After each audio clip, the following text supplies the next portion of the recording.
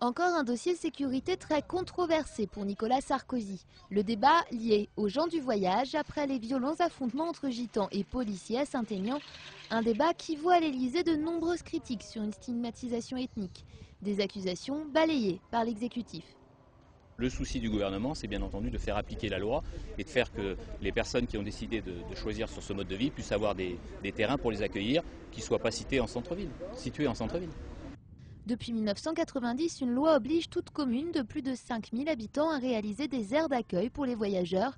Une loi peu respectée, ce qui oblige les tziganes à s'installer sur des terrains non autorisés.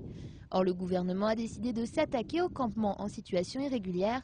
Ici, dans le sud de la France, les 110 caravanes de cette communauté ont donc été obligées de migrer sur un site spécialisé. Pour y demeurer, les gitans doivent disposer de leur papier d'identité et payer 3 € par jour.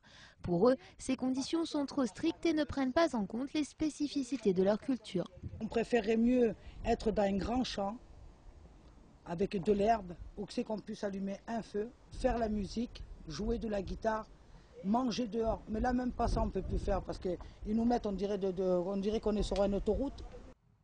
Les gens du voyage représentent au total 400 000 personnes en France, dont 95% de nationalité française.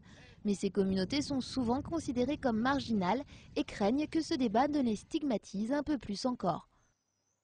Comme ces populations, malheureusement, ont une image très négative auprès des populations locales, on assiste à un engrenage de la violence au niveau local. Il y a eu des menaces de mort qui ont été proférées à l'encontre de voyageurs.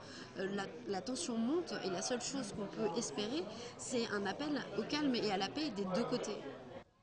En prenant en main ce débat, Nicolas Sarkozy revient à son thème de prédilection, celui de la sécurité. Il tente ainsi de renforcer sa cote de popularité, actuellement au plus bas dans les sondages.